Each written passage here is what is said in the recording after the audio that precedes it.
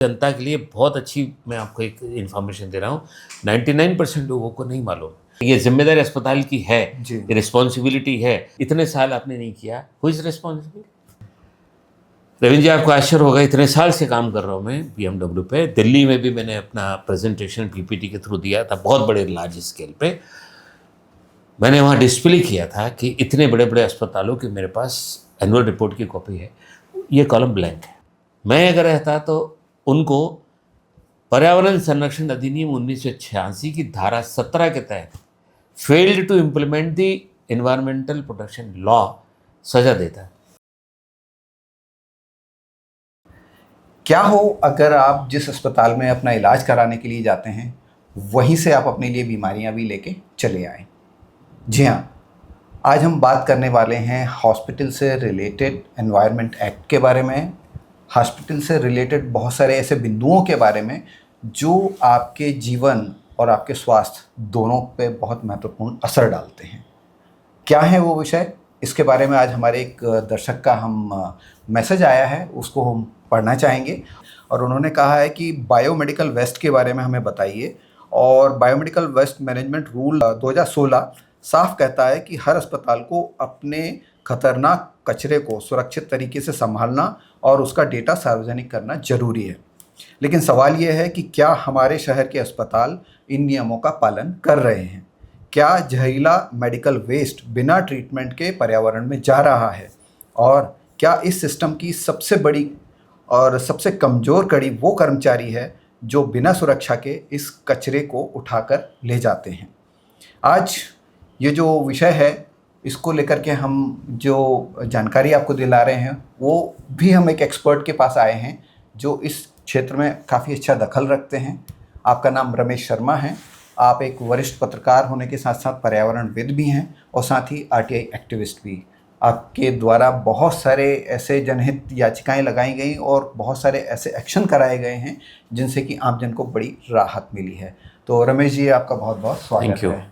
तो रमेश जी, सबसे पहला प्रश्न मेरा आपसे वही रहेगा कि अस्पतालों के बारे में जो सुरक्षा नियम होते हैं उनकी आम जनता को कितनी अवेयरनेस है या जानकारी है? देखिए, ये आज आपने जो विषय चुना है वो इतना महत्वपूर्ण विषय है कि जिसके बारे में बहुत ज़्यादा लोगों को मालूम ही नहीं है। जी। तो ये आपने देखा होगा कि मैक्सिमम अस्पताल जहाँ पे इलाज होते हैं, ट्रीटमेंट होता है, वहाँ ऑपरेशंस होते हैं, हॉस्पिटल इक्विपमेंट यूज़ किए जाते हैं और उनसे स्वास्थ्य के दृष्टिकोण से, पर्यावरण के दृष्टिकोण से बहुत नुकसान भी होते हैं। तो सरकार ने 2016 में इस एक्ट का गठन किया, इसको मतलब पारित करवाया और सारे स्टेट्स में इसको लागू किया गया।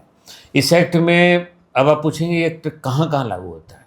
ये एक्ट एक्चुअली सारे अस्पताल, निजी नर्सिंग होम, क्लिनिक, वेटनरी संस्थान, medical and research centre, first aid जो अपने यहाँ फर्स्ट एड सेंटर्स होते हैं उसमें भी होता है। जब आप कोई मेडिकल कैंप लगाते हैं, लोग आपने देखा होगा ना, मेडिकल हेल्थ कैंप लगाते हैं, वहाँ पे भी ये रूल का पालन करना आवश्यक है। और इसमें सबसे बड़ी इम्पॉर्टेंट बात यह है कि हम लोग ये समझ नहीं पाते हैं कि जो वेस्ट निकलता है वो कितना कंटेमिनेटेड होता है, कितना संक्रामक होता है और आने वाले समय में वो कितना लोगों की सेहत पे घातक प्रभाव डाल सकता है। जी, बहुत धन्यवाद रमेश जी। अब हम आगे बढ़ते हैं और ये जानना चाहेंगे कि जो नियम बनाया गया है बायोमेडिकल वेस्ट का निपटान से संबंधित, तो इसका पालन कराने वाली एजेंसी कौन होती है और उसकी क्या क्या जिम्मेदारियां होती हैं? हर स्टेट में एक एक प्रदूषण नियंत्रण मंडल कार्यालय होता है जिसकी बेसिक रिस्पॉन्सिबिलिटी इस एक्ट के पालन को पूरी तरह से सुनिश्चित करना है। उसके ऊपर केंद्रीय प्रदूषण नियंत्रण मंडल है, उसके ऊपर ministry of environment and forest है, अपेक्स बॉडी जो है वो ministry of environment and forest है। सीपीसीबी उन चीज़ों को लागू करके पॉल्यूशन कंट्रोल बोर्ड को देखता है। अब जैसे आपने पूछा कि ये जो अस्पताल हैं या नर्सिंग होम्स हैं या जितने भी हेल्थ केयर फैसिलिटी जिसको अपन कहते हैं, चाहे वो सामुदायिक कम्युनिटी हेल्थ सेंटर हो, चाहे वो प्राइमरी हेल्थ सेंटर हो, चाहे वो क्लिनिक हो, मेडिकल कॉलेज हो, मेडिकल रिसर्च इंस्टीट्यूट है, इनकी सबसे प्राइम रिस्पॉन्सिबिलिटी यही है कि वो बायोमेडिकल एक्ट 2016 का अक्षरशः पालन करें, उन सारी शर्तों का पालन करें जो उस एक्ट में दी गई है। अब अगर आप स्टार्ट करेंगे तो नंबर 1 की रिस्पॉन्सिबिलिटी ये है कि वो बायोमेडिकल वेस्ट को सही तरह से हैंडल करें। दूसरा सबसे ज़्यादा जो आपने देखा होगा कि नगर निगम को कई अस्पताल कचरा पकड़ा देते हैं, थोड़े बहुत पैसे देके नगर निगम के लोग ले भी जाते हैं। इस एक्ट में क्लियर लिखा हुआ है कि इसके अलावा डंपिंग भी करते हैं, डंपिंग भी करते हैं। और कभी कभी तो आपने देखा होगा कि ये लोग कचरा दबा भी देते हैं। छोटे छोटे गांव में, छोटे छोटे जगह में, वेटरनरी हॉस्पिटल में तो मैंने ये चीज़ पाई है कि इतनी दूर गाड़ी आती नहीं है CBWDF की, तो वो गाड़ी भी देते हैं, कैसे भी डिस्पोज कर देते हैं। और इसमें सबसे इम्पॉर्टेंट बात यह है कि जो बायोमेडिकल वेस्ट हैंडल करते हैं, हैंडल करने का मतलब ये है कि जो बायोमेडिकल वेस्ट रोज उठाते हैं, उसको भरते हैं, उसको मतलब आप कल्पना भी नहीं कर सकते कि कटे पटे अंग हैं, मवाद है, मतलब वो चीज़ जो ब्लड है सब, मतलब जितना भी बायोमेडिकल वेस्ट होता है जो कि अस्पताल से, बड़े बड़े अस्पतालों से, छोटे अस्पतालों से, कभी कभी जहाँ छोटी मोटी हेल्थ फैसिलिटी रहती वहाँ वेटनरी हॉस्पिटल में जानवर का भी पोस्टमार्टम होता ही होता है, उस वेस्ट को जो हैंडल करते हैं बेचारे, वो सबसे ज़्यादा इन चीज़ों से इफ़ेक्टेड हो सकते हैं। इसके लिए सरकार ने सबसे अच्छा नियम निकाला है कि हर अस्पताल को, हर हेल्थ केयर फैसिलिटी, मतलब अस्पताल, nursing home, clinic, medical centre, जो भी इसके दायरे में आते हैं, उनको अपने अपने स्टाफ का साल में 1 बार या 2 बार पूरा हेल्थ चेकअप कराना चाहिए जी। क्या क्या उसमें शामिल है? उसमें जैसे इम्यूनाइजेशन है कि भाई उनको हेपेटाइटिस बी तो नहीं है, उनको कोई संक्रामक बीमारी तो नहीं है, उनका सोनोग्राफी करना पड़ता है, उनका मतलब ब्लड प्रेशर चेक करना पड़ता है। उसमें एक पूरा कॉलम है, 3 पेज की जानकारी है, जो कि हर साल बायोमेडिकल वेस्ट के एनुअल रिपोर्ट के साथ हर अस्पताल को जमा करना है। अब इसी हेल्थ केयर फैसिलिटी में सबसे बड़ी चीज़ है कि जो अस्पताल को जो लिक्विड वेस्ट निकलता है, ना, ये तो हो गया आपका बायोमेडिकल।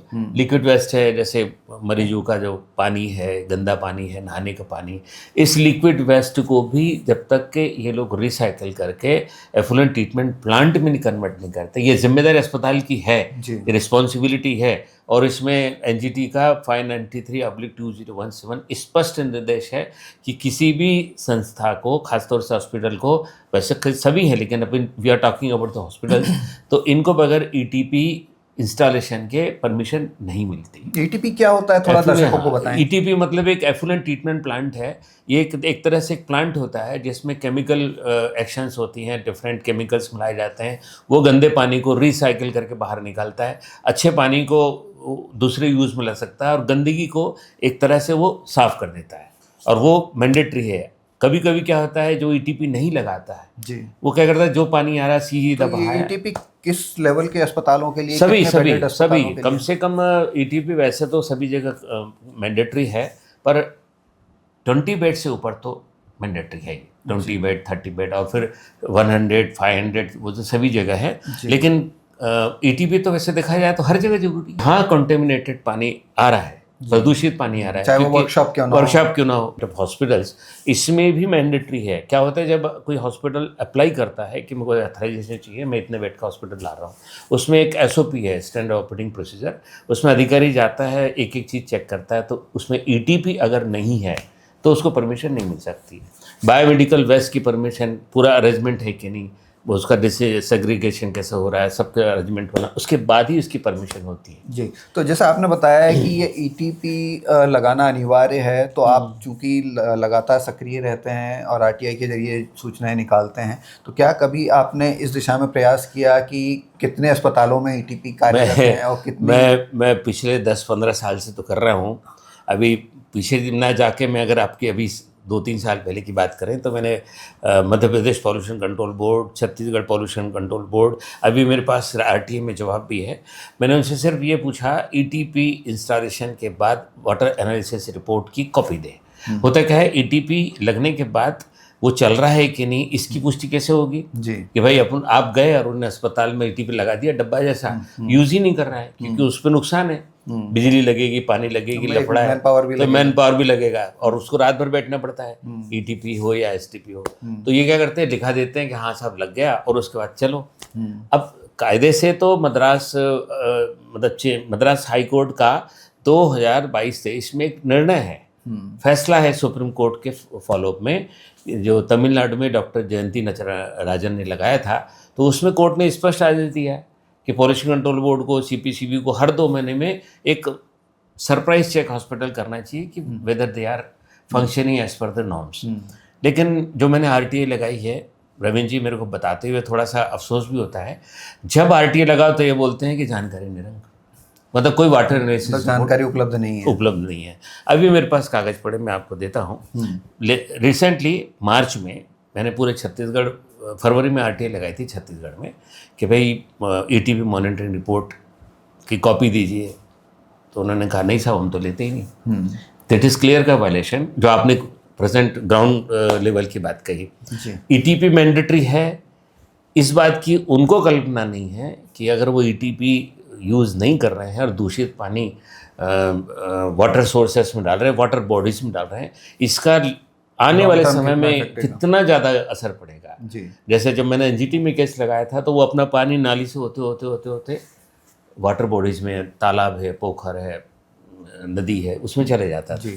तो इसके बाद मैं जानना चाहूँगा कि ये तो एक ETP की बात हो गई, दूसरा होता है बायोमेडिकल वेस्ट, जिसकी हम मेन चर्चा आज कर रहे हैं। तो इसका रखरखाव, इसका डिस्पोजल, उसके बारे में क्या नियम है? उसमें नियम ये है कि अस्पताल को बायोमेडिकल वेस्ट अथॉराइजेशन लेने के बाद CBWDF, मतलब common biomedical waste treatment facility, ये एक कंपनी होती है जिसको कि पॉल्यूशन कंट्रोल बोर्ड परमिशन देती है, और भी दूसरे लोग परमिशन देते हैं। उनके पास इंसिनरेशन के तमाम इक्विपमेंट होते हैं। ये इंसिनरेशन क्या होता है, दर्शकों को बताएं। इंसिनरेशन मतलब है जो बायोमेडिकल वेस्ट ये लोग कलेक्ट करते हैं, सुई है, बॉटल है, अंग है, जो भी है, तो उसमें जो केमिकल प्रोसेस होती है, उसमें लंबा चौड़ा प्रोसेस ये होता है कि उन सब को सेग्रीगेट करके उनको नष्ट किया जाता है, और जो खतरनाक अपशिष्ट होता है उसको ख़त्म किया जाता है। वो काम CBWDF का है। मध्य प्रदेश में 12 से 13 CBWDF है जिनको की परमिशन दी गई है। अब इनका काम क्या है? इनका काम है कि जितने भी अस्पताल अथराइज्ड हैं पॉल्यूशन कंट्रोल बोर्ड से, वहाँ जाना, 48 आवर्स के अंदर, 24 आवर्स के अंदर कचरा इकट्ठा करना, उसको ले जाके कंपनी में जमा करना, वो प्रोसेस में स्टार्ट करके उस कचरे को नष्ट करते हैं। जी, तो मैं थोड़ा सा पीछे ले जाना चाहूँगा आपको कि ये तो हो गया कि उन्होंने आया, कलेक्ट करके ले गए और डिस्पोज ऑफ कर दिया। जी। लेकिन ये जो कलेक्शन हुआ, तो उसका भी कोई रिकॉर्ड वगैरह? 100%। जो मैंने कहा ना कि हर HCF से मेरा मतलब हॉस्पिटल नर्सिंग, जो मैंने आपको बताया, इसको क्या रहता है कि इनको रिकॉर्ड रखना पड़ता है जी, कि भाई आज इतने किलो वेस्ट निकला, रेड, वाइट, ब्लू जो भी है, उसका सबका पूरा एक रिकॉर्ड। तो क्या आमजन वो रिकॉर्ड देख सकता है? वो प्रोसीजर है। 15 मार्च 2020 को सरकार ने एक सर्कुलर ऑर्डर निकाला था, उसमें क्लियर लिखा था, वैसे 2016 के एक्ट में सेक्शन 5 में क्लियर लिखा है कि वो एक रिकॉर्ड मेंटेन करेगा और उस रिकॉर्ड को अपनी वेबसाइट पर डालेगा। जी, वो वेबसाइट www.xyzhospital.com, उसमें उसका पूरा डिटेल रहेगा, एक प्रोफार्मा है कि ये इतना है, ये इतना है, ये इतना है, ऐसा करके, ताकि लोगों को भी पता लगे कि भाई ये आपने कभी खोज की कि? अरे मैंने देखा है, 2-4 बड़े अस्पताल हैं, और ये इसमें एक्चुअली जब एनुअल रिपोर्ट ये जमा करते हैं ना, तो एनुअल रिपोर्ट में कॉलम नंबर 5 पे लिखा रहता है, 1 पे name of the hospital, owner of the hospital, mobile number, फलाना। उसके बाद 5वें 6वें नंबर पे रहता है URL of the website. Ravindra ji, आपको आश्चर्य होगा, इतने साल से काम कर रहा हूँ मैं BMW पे। दिल्ली में भी मैंने अपना प्रेजेंटेशन PPT के थ्रू दिया था, बहुत बड़े लार्ज स्केल पे। मैंने वहाँ डिस्प्ले किया था कि इतने बड़े अस्पतालों की मेरे पास एनुअल रिपोर्ट की कॉपी है, ये कॉलम ब्लैंक है, आज तक के ब्लैंक है। 15 मार्च 2020 का ऑर्डर है, सरकार ने 2 साल का टाइम दिया, 1.5 साल का टाइम दिया कि भाई इतने तारीख तक के आपको वेबसाइट डेवलप करना है। मैंने 21 में चालू किया कि साहब क्या हुआ, 22 में चालू किया, क्या हुआ, कुछ नहीं, 23 में चालू किया, क्या हुआ, कुछ नहीं, 25, लेटेस्ट 15 अप्रैल का डाटा मेरे पास है, आपको दे सकता हूँ, जिसमें मध्य प्रदेश, छत्तीसगढ़ से स्पष्ट रूप से जवाब आया कि अब हम आपके RTA के बाद अस्पताल को लिख रहे हैं कि वेबसाइट बनाओ। ओके, मतलब आपको, मतलब नियमों से कोई लेना देना नहीं, मतलब सीधे अवेल ना करो। हाँ, और जब कोई पूछ लेता। दूसरी बात यह है रविंद्र जी, आप भरोसा नहीं कर सकते कि एक्ट इतना खतरनाक है, EP act section 5 that says non implementation, non execution. मैं वही पूछने जा रहा था कि जब अवेलना हो रही है तो सजा भी होती है। सजा है, अब इसमें सजा ये है, EP एक्ट में सजा है, बायोमेडिकल वेस्ट में सजा है 2016 में, पॉल्यूशन कंट्रोल बोर्ड को उसको EP एक्ट की धारा 5 के तहत क्लोजर नोटिस देना है। चूँकि इस पे वाटर एक्ट भी लागू होता है। इनको जो परमिशन मिलती है एयर वाटर एक्ट में, वाटर एक्ट में क्लियर है 33 सेक्शन ए के तहत आप इसको क्लोज कर सकते हैं। CBWDA sorry pollution control board सीधे अस्पताल को बोल सकता है कि X hospital, Y hospital, Z hospital ये बायोमेडिकल वेस्ट के नामों का पालन नहीं कर रहे हैं, CMH उनका लाइसेंस तुरंत कैंसिल कर सकता है। बट सॉरी टू से on the paper it is nothing. मतलब अभी तक के 15 अप्रैल अभी गया है, 15 दिन पहले मेरे पास सारी जानकारी आई। मैंने हेल्थ केयर रिपोर्ट मांगी कि भाई कितनी हेल्थ केयर रिपोर्ट हुई है, सबने कहा हमने तो आज तक। हाँ, मैं वो पूछने वाला था आपसे, सॉरी मैं भूल गया आपसे चर्चा करते हुए कि जो कलेक्शन करते हैं, जो वर्कर्स हैं जिनके बारे में आपने कहा, तो उनको सुरक्षा इक्विपमेंट से लेके सारी चीज़ें उपलब्ध सब देना पड़ता है। तो उनका भी जो हेल्थ चेकअप की बात आप कर रहे थे कि एनुअल हो या बाय एनुअल हो, तो उसमें कोई आपने जानकारी प्राप्त की? उसमें भी जीरो। भोपाल, सागर, इंदौर, जबलपुर, रीवा, कटनी, इंदौर तो हो ही गया, 15 कार्यालय है अपने यहाँ मध्य प्रदेश में। मैंने हेल्थ चेकअप रिपोर्ट मांगी। पहले मैंने मुख्यालय में RTA लगाई कि भाई आपके अंडर में जितने हैं ये बताइए कि उन्होंने हेल्थ चेकअप रिपोर्ट ली कि नहीं। 7 जनवरी 2026 को मैंने RTA लगाई दिसंबर में। 7 जनवरी 2026 को हेड ऑफिस से तड़क सर्कुलर निकल गया, अरे बायोमेडिकल वेस्ट में जो हैंडलर है उनकी एनुअल रिपोर्ट जमा करने का सबसे सूचना दे दो। मतलब 7 जनवरी 2026, मेरी RTA थी दिसंबर 2025। उन्होंने फटाक से उसको दिया कि ये जानकारी चाहिए, हेल्थ वेटअप चाहिए, वेबसाइट भी चाहिए। क्या होता है उससे? अभी फिर मैंने लगाया कि भाई चलो अब आप रिपोर्ट दो, तो सबने दे दिया कि किसी अस्पताल ने दिए ही नहीं। अब मैंने कुछ अस्पताल पे जब मैंने ये समाचार लगाया, मैंने समाचार भी छाप दिया, उसको भेज भी दिया। जब मैंने अस्पताल से पूछा भाई आप क्यों नहीं देते, मैंने कहा उन्होंने मांगी ही नहीं। भाई जब आप मांगोगे नहीं वो देंगे नहीं, और जब आप नहीं, आप इनके ऊपर कैसे कार्रवाई करोगे जब आपने बताया? कार्रवाई अब की है। अब उनको बोला है कि हमको 15 दिन, रूल 2016 का रूल है, इसमें इसको एड ऑन करके टाइम दिया गया। रूल, उसी रूल में सेक्शन नंबर 5A7 क्लियर लिखा है कि जितने भी हेल्थ वर्कर है, मैं आपको दिखा सकता हूँ, मेरे पास एक्ट की कॉपी है, उसमें लिखा है हेल्थ केयर की सबकी फैसिलिटी उनको सुरक्षात्मक दृष्टिकोण से सारी सुविधा दी जाएगी, चाहे वो किट हो, प्लाई हो, मास्क हो। उसके साथ ही लिखा है कि चूंकि ये एक ऐसा खतरनाक काम कर रहे हैं तो इनका हेल्थ चेकअप होना चाहिए कि ऐसा तो नहीं ये इन्फेक्टेड हो गया, लीवर तो नहीं खराब हो गया, ऐसे फेफड़े तो नहीं खराब हो गए, कोई मतलब कॉन्टेजियस डिसीज है, कोरोना ही मान ले। कोरोना पीरियड में आपने देखा होगा सबसे ज़्यादा रिस्क इन्हीं की थी, और ये मरे भी कई लोग जिनको कोरोना हुआ, बेचारे जिन्होंने बायोमेडिकल वेस्ट हैंडल किया वो भी मरे। डॉक्टर्स की भी आपने कैसे, वही बात आती है कि जैसे बायोमेडिकल वेस्ट तो हर नर्सेस भी उनके कॉन्टेक्ट में आती हैं, दूसरे स्टाफ, अरे डॉक्टर्स की डॉक्टर्स आते हैं। तो उसमें मतलब जो मैंने शुरुआत की थी कि आप अस्पताल स्वस्थ होने के लिए जा रहे हैं और बीमार होके आ सकते हैं, और हो सकता है कोई गंभीर बीमारी लेके भाई आज आपकी डेट में, for example let us assume आप अस्पताल जा रहे हैं जहाँ आपका ट्रीटमेंट हो रहा है, बायोमेडिकल वेस्ट का कमरा अलग होता है। जब आप वो लेके जा रहे हैं, हैंडल करते हैं, तो जो आदमी उठाता है उसके प्रॉपर मास्क नहीं है, अगर उसको प्रॉपर वो नहीं दिया, किट वगैरह नहीं दिया, दस्ताने नहीं दिए, अगर कोई गंभीर बीमारी का पेशेंट है, उसके अंग प्रत्यंग जो भी है वो अगर इन्फेक्टेड हो गए तो क्या होगा? उसकी तो परिवार है भाई, उसका परिवार है, कल को वो बीमार हो गया, उसको तो गंभीर बीमारी होगी, तो कौन जिम्मेदार है? और वो बीमारी खुद को भी होगी, वो परिवार को भी होगी। भाई अगर कॉन्टेजियस डिसीज उसने ले ली, मतलब संक्रामक बीमारी अगर उसने ले ली, तो उसके परिवार में भी डर है। अब बताइए कचरा उठाता कौन है? और बस छोटे लेवल के है ना, वो इतने अवेयर हैं। ये ड्यूटी उन अस्पतालों के ऑनर्स की है, जो एक्ट में लिखा है। ये ड्यूटी उन अस्पतालों की ऑनर्स की है कि उनको देखना है, चेक करना है कि भाई तेरी तबीयत ठीक नहीं है। बड़ा लंबा चौड़ा फॉर्म है रविंद्र जी, मैं आपको बताऊंगा। उसका ब्लड प्रेशर कितना है, उसका सोनोग्राफी में ये कैसा है, उसका हार्ट बीट कैसा है, उसका ECG कैसा है। इट्स वेरी वेरी, मतलब जिन्होंने ये रूल बनाया बहुत कॉम्प्रिहेंसिव है, और इतना बढ़िया है कि अगर उसमें एक लिखा है, अगर कोई जरा सी बीमारी नहीं, नीचे लिखो और उसका ट्रीटमेंट करो। टिल देन, जब तक कि उसका वो कुछ ट्रीटमेंट नहीं होता, आप उसको हैंडल नहीं करा सकते। पर दुर्भाग्य है, मतलब ये मेरी आरटीआई एक्टिविज़म की, मेरी रिसर्च की या मेरे स्टडी का ये सबसे बुरा पार्ट है, और इसके लिए मैंने किसको एवर नहीं किया। दिल्ली में प्रेजेंटेशन दिया सर, बड़े बड़े हेल्थ सेक्रेटरी को भी लिखा है, मध्य प्रदेश में भी लिखा है।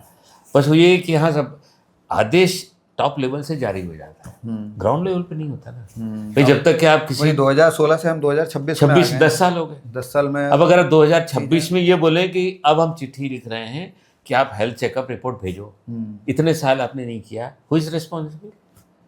If I would have been there, मैं अगर रहता तो उनको पर्यावरण संरक्षण अधिनियम 1986 की धारा 17 के तहत failed to implement the environmental protection law सजा देना चाहिए।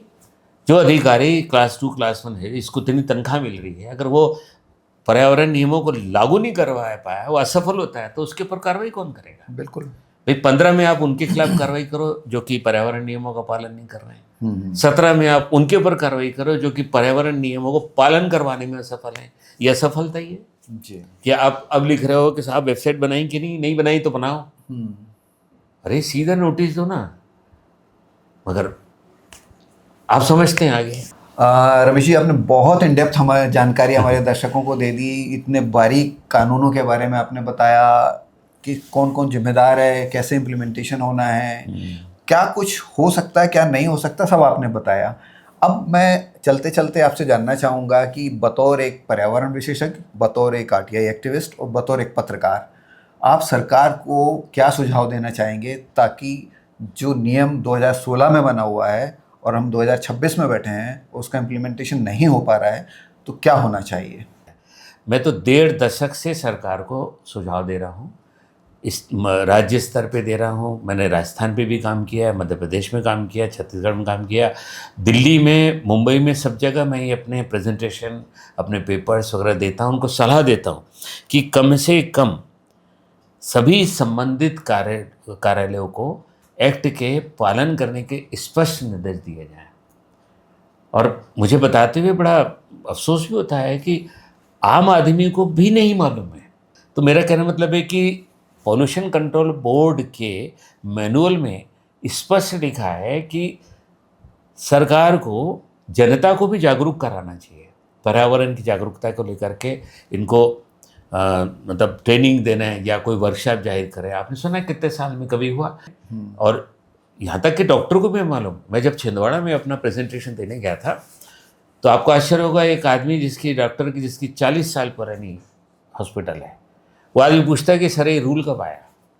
30 मतलब ही 76 ईयर ओल्ड, बोलता था मैं तो इतने साल से अस्पताल चाह रहा हूँ, आप जो मुझे पीपीटी में बता रहे हैं ये तो पहली बार मालूम पड़ा।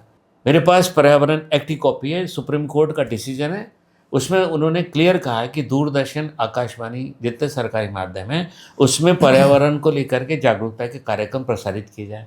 मैं उस पर आरटी लगाने वाला हूँ। मैं कहता हूँ जनता को भी सवाल करना चाहिए, जनता को भी सवाल करना चाहिए कि साहब ये रूल में है। जनता को आगे बढ़ के पूछना चाहिए कि क्या आपने ये पालन किया है। अब मैं बता रहा हूँ कई अस्पतालों में 2-2 दिन कचरा नहीं उठता है, आपने देखा होगा। इसमें रूल ये है कि अगर कचरा नहीं उठता और आपने सीधा अगर फ़ोन लगा दिया तो CPWDF के ऊपर त्वरित कार्रवाई होती है। जल प्रदूषण अधिनियम 1974, वायु अधिनियम 1981, biomedical waste 2016, waste water management act, सारे एक्ट है। सरकार ने क्या नहीं किया?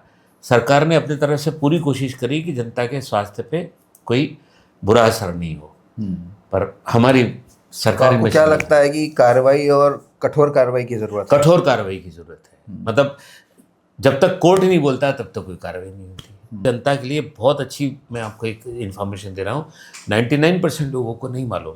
पर्यावरण संरक्षण अधिनियम, इन्वायरमेंटल प्रोटेक्शन एक्ट में धारा 19B ऐसी है जिसमें अगर आपको लगता है कि पर्यावरण प्रदूषण नियंत्रण मंडल किसी हॉस्पिटल या किसी व्यक्तिगत संस्था के ऊपर कार्रवाई नहीं कर रहा है, जानते हुए आपको पता लग रहा है कि ये गंदा पानी डिस्चार्ज कर रहा है, ऑटोमोबाइल हो, अस्पताल हो, ETP नहीं हो, तो आप प्रदूषण नियंत्रण मंडल को 19B के तहत नोटिस दे सकते हैं कि अगर आपने 2 महीने के ऊपर इस पर कार्रवाई नहीं की, सूचना भी नहीं, सीधे नोटिस कि अगर हमने 2 महीने के अंदर आपने कार्रवाई नहीं की, 60 दिन के अंदर, तो हम कोर्ट पहुंच जाएंगे। जब आप कोर्ट पहुंचने के बोलेंगे तो पर्यावरण के संरक्षण अधिनियम के तहत मध्य प्रदेश प्रदूषण नियंत्रण मंडल की मजबूरी है कि वो 60 दिन के अंदर उसके ऊपर केस करे। मैंने करे नहीं तो हम कोशिश करेंगे रमेश जी कि अब हमारे चैनल पर हम आपको समय समय पर लाते रहें जी। और उसमें इस तरह की जो बहुत सारे नियम आम जनता के लिए बनाए गए हैं जी जी, उनकी जानकारी मुझे बहुत खुशी होगी, मुझे बहुत खुशी होगी। तो दर्शकों आप कमेंट बॉक्स में आपकी जो भी क्वेरीज हैं, जो भी आप पर्यावरण से जिससे रिलेटेड नियमों के बारे में जानना चाहते हैं, कमेंट बॉक्स और में विथ लिखिएगा। आपको मैं विथ एग्जांपल दूंगा, साइटेशंस के साथ दूंगा, कोर्ट के डिसीजन के साथ दूंगा कि ये नियम है। और मैं आपको ये बता सकता हूँ कि पर्यावरण से संबंधित विभागों के कर्तव्य क्या है। मतलब एक आम आदमी को ये मालूम होना चाहिए कि अगर पॉल्यूशन कंट्रोल बोर्ड कार्रवाई नहीं कर रहा है तो उसके पिताजी सीपीसी भी है। अगर सीपीसी भी नहीं कर रहा है तो उसके पिताजी MOEF है, वो भी नहीं कर रहा है तो फिर NGT है। NGT तो सबको खींच लेती है। तो आपका बहुत बहुत धन्यवाद जब आपने मेरे बल्कि आपका धन्यवाद कि आपने समय निकाला और इतनी अच्छी जानकारी हमारे दर्शकों को। मुझे बहुत खुशी होगी अगर दर्शकगण इनके माध्यम से कुछ मुझसे पूछना चाहें। बिल्कुल बिल्कुल। तो आज की जानकारी के लिए बहुत बहुत धन्यवाद। Thank you very much. और दर्शकों एक बार पुनः आपसे निवेदन है कि अगर आपकी कोई भी क्वेरी हो, कोई भी प्रश्न हो, कोई भी जिज्ञासाएं हो तो आप हमारे कमेंट बॉक्स में लिख के भेज दीजिएगा। रमेश जी से जब हम अगली मुलाकात करेंगे तब आपके उन प्रश्नों का उत्तर भी लेकर उपस्थित होंगे। आज के लिए बस इतना ही। बहुत बहुत धन्यवाद। Thank you very much.